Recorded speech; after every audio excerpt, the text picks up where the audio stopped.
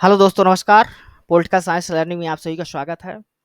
हम लोग UGC net political science के प्रीवियस ईयर क्वेश्चन सॉल्व कर रहे हैं और आज के वीडियो में हम लोग इंटरनेशनल रिलेशंस के पीवाईक्यू करेंगे जो हमारा पार्ट 12 वीडियो है। तो आइए देखते हैं आज का जो क्वेश्चन है वो क्या है। आज के जो क्वेश्चन हैं इंटरनेशनल रिलेशंस के, ये सभी 2015 में यूजीसी नेट एग्जाम्स में पूछे गए क्वेश्चन हैं। पहला क्वेश्चन है, who among the following is associated with the concept of realistic liberalism. तो इनमें से कौन जो थिंकर हैं वो एसोसिएट करते हैं रियलिस्टिक लिबरलिज्म के कॉन्सेप्ट से। यानी रियलिस्टिक लिबरलिज्म का जो कॉन्सेप्ट है वो किसके द्वारा दिया जाता है? जॉन हर्ट्ज के द्वारा दिया जाता है। ठीक ना। John hertz prominent political scientist हैं। वो कॉन्सेप्ट डेवलप करते हैं रियलिस्टिक लिबरलिज्म का अपनी पुस्तक पॉलिटिकल रियलिज्म और पॉलिटिकल आइडियलिज्म में। इसमें वो जो गैप है रियलिज्म और लिबरलिज्म की जो इंटरनेशनल थ्योरी के बीच, उसको ब्रिज करने का कोशिश करते हैं, जिसमें वो बताते हैं कि जो पावर और कम्पिटिटिव नेचर होता है स्टेट्स का इंटरनेशनल पॉलिटिक्स में, उसका इंपॉर्टेंस है। साथ ही साथ वो एक्नॉलेज यह भी करते हैं कि जो पोटेंशियल होता है कोऑपरेशन करने का, और साथ ही साथ जो इंटरनेशनल इंस्टीट्यूशंस और नॉर्म है वो भी स्टेट्स का बिहेवियर्स को डिफाइन करते हैं, किस प्रकार कोई भी स्टेट बिहेव करेगा इंटरनेशनल पॉलिटिक्स में। नेक्स्ट क्वेश्चन है, which one of the following books was written by EH Carr. तो EH कार के द्वारा निम्न से कौन सी पुस्तक लिखी गई है? तो EH कार के द्वारा लिखी गई है बुक 20 ईयर क्राइसिस। तो EH कार जो है वो बुक लिखते हैं the 20 year crisis 1919 to 1939 and introduction to the study of international relations. ठीक ना। ये बुक जो है तो 1939 में पब्लिश होती है, 1939 में पब्लिश होती है। इसके अलावा जो तो EH कार के कुछ और प्रमुख पुस्तकें देख लीजिए। नेशनलिज्म एंड आफ्टर 1945 में लिखते हैं। साथ ही साथ एक और इम्पोर्टेंट बुक लिखते हैं क्वासी मार्क्सिस्ट 40 वॉल्यूम की ए हिस्ट्री ऑफ सोवियत रसिया। ठीक ना।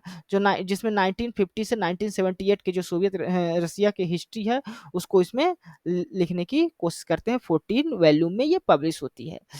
EH कार जो होता है रियलिस्टिक जो हो तो इंटरनेशनल रिलेशन थ्योरी है, जो इंटरनेशनल रिलेशन की रियलिस्ट थ्योरी है उससे ये संबंधित है। नेक्स्ट जो बुक है उस ऑप्शंस में वो है the open society and it's enemy.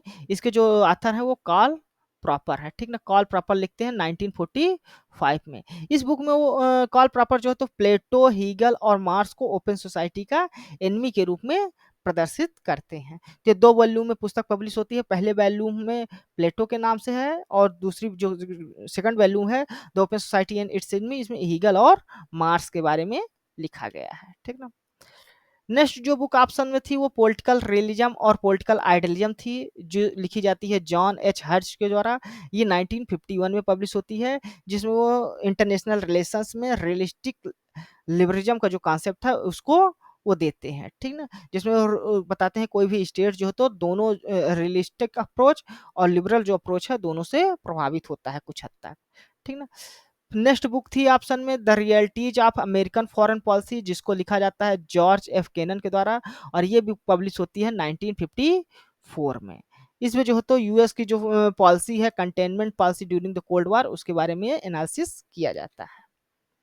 Next question है, which of the following pair is not correctly matched. एक तरफ आपको ऑथर्स दिया है, एक तरफ बुक दिया है, आपको बताने हैं कौन सा ऑथर्स और बुक का सीक्वेंस मतलब जो पेयर है वो इनकरेक्ट है, करेक्टली मैच नहीं है। ठीक है। विलियम सी ओल्सन जो बुक लिखते हैं वो the growth of a discipline लिखते हैं, करेक्ट है। GF केनन जो बुक लिखते हैं अमेरिकन डिप्लोमेसी, ये भी करेक्ट है। रसेल एच फीफील्ड जो बुक लिखते हैं the introductory course in international relations, ये भी सही है। रॉबर्ट स्ट्रॉन्ज, ह्यूप एंड स्टीफन पोजने जो बुक लिखते हैं international relation a general theory, तो ये इनकरेक्ट है, ये पेयर इनकरेक्ट है। जो international relations and general theory है ये जॉन बर्टन के द्वारा लिखी जाती है बुक। ठीक ना। जॉन बर्टन इस पुस्तक को लिखते हैं। ठीक ना। तो international relation a general theory book जो पब्लिश की जाती है जॉन बर्टन के द्वारा 1965 में पब्लिश की जाती है। बाकी सारे ऑप्शंस आपके करेक्ट थे। विलियम सी ओल्सन जो है तो ग्रोथ ऑफ डिसिप्लिन लिखते हैं। JF केनन अमेरिकन डिप्लोमेसी लिखते हैं। रसेल एच फीफील्ड जो बुक लिखते हैं the introductory course in international relation लिखते हैं। नेक्स्ट क्वेश्चन है, who condemned non alignment as an selfish policy.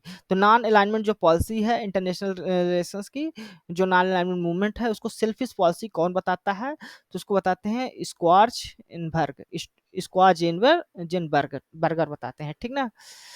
तो इनिशियली जो सेवरल वेस्टर्न जो स्कॉलर्स थे, वो जो नॉन अलाइनमेंट पॉलिसी है, मूवमेंट है, उसको न्यूट्रलिटी, न्यूट्रलिज्म या न्यूट्रलाइजेशंस के रूप में डिफाइन करने की कोशिश करते हैं। इसी प्रकार जॉन जो हैं, वो 6 टर्म नॉन अलाइनमेंट मूवमेंट के लिए देते हैं: isolationism, non commitment, neutrality, neutralization, unilateralism and non involvement. ये 6 जो है तो टर्म के द्वारा नॉन अलाइनमेंट मूवमेंट को डिफाइन करने की कोशिश करते हैं। साथ ही साथ वो नॉन अलाइनमेंट जो पॉलिसी है, उसको सेल्फिश पॉलिसी भी कहते हैं। नेक्स्ट क्वेश्चन है, who among the following had declared that the arm race in itself is a experience of terror. तो आर्म रेस को अपने आप में एक्सपीरियंस ऑफ टेरर कौन कहता है? हेडले बुल कहते हैं, ठीक ना। हेडले बुल जो है तो कहते हैं, डिक्लेयर करते हैं आर्म रेस जो है वो एक्सपीरियंस ऑफ टेरर है अपने आप में, ठीक ना। हेडले बुल्स की कुछ और महत्वपूर्ण जो पुस्तकें हैं उसको भी देख लेते हैं। The control of arms race, disarmament and arms control in missile age 1965 में लिखते हैं। Strategic strategy and its strategic studies and its critic 1967 में। The anarchical society, a study of order in world politics 1977 में। The expansion of international society, co edited with Adam Watson, ये 1984 में लिखते हैं। Intervention इन world politics 1984 में ये पुस्तक आती है, ठीक है।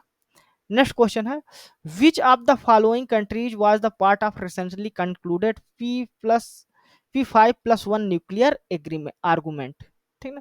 तो P+5 न्यूक्लियर जो एग्रीमेंट हुआ है, उसके जो है तो कौन से सदस्य हैं? तो वो जर्मनी है, ठीक ना।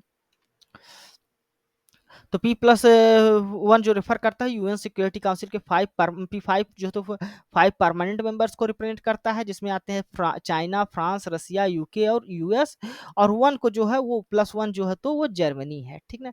इसको E3+3 के रूप में भी यूरोपियन कंट्रीज के द्वारा रेफर किया जाता है, ठीक ना। जर्मनी इसको ज्वाइन करता है। P+1 जो बनता है ये 2006 में जब जर्मनी ज्वाइन करता है उसके बाद ये बनता है। नेक्स्ट क्वेश्चन है, which of the following countries is a not a member of SAARC. तो इनमें से सार्क का मेंबर कौन नहीं है? कौन सी कंट्री जो है तो सार्क का मेंबर नहीं है? मालदीव, नेपाल, अफगानिस्तान ये सभी मेंबर हैं। म्यांमार जो है तो सार्क कंट्रीज का मेंबर नहीं है। तो यहाँ पर करेक्ट आंसर जो होगा वो म्यांमार, यानी बी नंबर आपका ऑप्शन करेक्ट होगा। सार्क क्या है? एक रीजनल इंटर गवर्नमेंटल ऑर्गेनाइजेशन है, ठीक ना। ये एक important geopolitical union of states है इन साउथ एशिया में। इसके मेंबर कंट्रीज को देखा जाए तो अफगानिस्तान आता है, बांग्लादेश, भूटान, इंडिया, मालदीव, नेपाल, पाकिस्तान, श्रीलंका आते हैं, ठीक ना। सार्क कंट्रीज में देखा जाए 3% जो है तो वर्ल्ड का लैंड एरिया है, 21% वर्ल्ड के पॉपुलेशन है, और 5.21% जो है तो वर्ल्ड ग्लोबल इकोनॉमी का परसेंटेज है 5.1 2021 के अनुसार। इसमें 9 ऑब्जर्वर स्टेट्स भी हैं। वो 9 ऑब्जर्वर स्टेट्स कौन कौन से हैं? Australia, China, European union, Iran, Japan, Mauritius, Myanmar, south Korea और यूनाइटेड स्टेट्स। वर्तमान में इसके लीडर्स अगर सेक्रेटरी जनरल्स की बात करें तो वो है गोलम सरवार, ठीक ना। इसका एस्टेब्लिशमेंट कब हुआ था? ये इंपॉर्टेंट है, 8 दिसंबर 1985 को सार्क संगठन का एस्टेब्लिशमेंट हुआ था। नेक्स्ट क्वेश्चन है, which of the following scholars of international politics did not subscribe to this view that the no social science can survive without idealistic aspect। तो इनमें से कौन थिंकर का मानना है कि जो no social science can survive without idealistic aspect? इसमें से एर्नाल्ड वाल्टर्स जो हैं वो जो है तो इस व्यू को नहीं मानते कि no social science can survive without idealistic aspect. Next question है, which of the following is also called a total disarmament. तो इनमें से कौन सा ऑप्शन जो है तो टोटल डिसआर्मामेंट के बारे में बात करता है? कॉम्प्रिहेंसिव डिसआर्मामेंट को टोटल डिसआर्मामेंट के रूप में भी जाना जाता है, यानी टोटल डिसआर्मामेंट आल्सो रेफर करता है कॉम्प्रिहेंसिव डिसआर्मामेंट। इसमें इन्वॉल्व होता है complete evolution of all type of armament including conventional weapons और न्यूक्लियर वीपन, यानी सभी प्रकार के जो वीपन्स हैं उनका जो है तो कंप्लीट तरीके से समाप्त कर दिया जाए, एवोल्यूशन कर दिया जाए। तो इस प्रकार डिसआर्मामेंट क्या होता है? एक्ट ऑफ रिड्यूसिंग, लिमिटिंग और एबोलिशिंग वीपन। डिसआर्मामेंट्स का मतलब होता है कि जो हमारे आर्म्स हैं उनको रिड्यूस करो, उनके जो उत्पादन है उसमें लिमिट लगाएं, और जो पहले से बने हुए हैं उनको धीरे धीरे करके समाप्त करें, ठीक ना। लेकिन पूरी तरह से जो टोटल एलिमिनेशन ऑफ वीपन्स है वो पॉसिबल्स नहीं है, ठीक ना, इम्पॉसिबल है। क्योंकि सभी देशों को अपने स्टेट्स की जो प्रोटेक्शन है उसके लिए हमें कुछ न कुछ आर्म्स की जरूरत होती है। नेक्स्ट क्वेश्चन है, who stated that the international politics include analysis of political relations and problem of peace among Nations. ये स्टेटमेंट किसका है? ये स्टेटमेंट रिप्रेजेंट करता है हंस जे मर्गेंथाउ को, ठीक ना। तो हंस जे मर्गेंथाउ कहते हैं कि जो इंटरनेशनल पॉलिटिक्स है उसमें इन्वॉल्व करता है एनालिसिस ऑफ पॉलिटिकल रिलेशन और प्रॉब्लम जो होती है पीस एमंग नेशंस की, उन दोनों को जो तो इंक्लूड किया जाता है इसमें, ठीक ना। तो हंस जे मर्गेंथाउ का कथन है। हंस जे मर्गेंथाउ इंटरनेशनल रिलेशंस के रियलिस्ट स्कूल के जो तो की फिगर माने जाते हैं, फाउंडिंग फिगर माने जाते हैं। इन्होंने जो महत्वपूर्ण पुस्तक लिखी है politics among nations, the struggle for power and peace लिखा है। नेक्स्ट क्वेश्चन है, which member states of ASEAN had joined this regional organization in 1999? इन्हें कौन सा मेंबर जो है आसियान का, वो आसियान को 1999 में 1999 में ज्वाइन करता है। तो इसमें कंबोडिया जो है आपका वो आसियान को 1999 में ज्वाइन करता है, ठीक ना। तो कंबोडिया एसोसिएशन जो है वो ज्वाइन आसियान को ज्वाइन करता है 1999 में और उसका 10th मेंबर बनता है। इससे पहले लाओस और म्यांमार जो है इसके फुल मेंबर जुलाई 1997 में बनते हैं। वियतनाम जो है तो 1995 में ज्वाइन करता है और Brunei Darussalam, Indonesia, Malaysia, Philippines, Singapore और थाईलैंड, ये जो 6 कंट्रीज हैं ये इनिशियल फाउंडिंग मेंबर्स होते हैं जो 1967 में ज्वाइन करते हैं, यानी फाउंडिंग मेंबर्स के रूप में ये ज्वाइन करते हैं।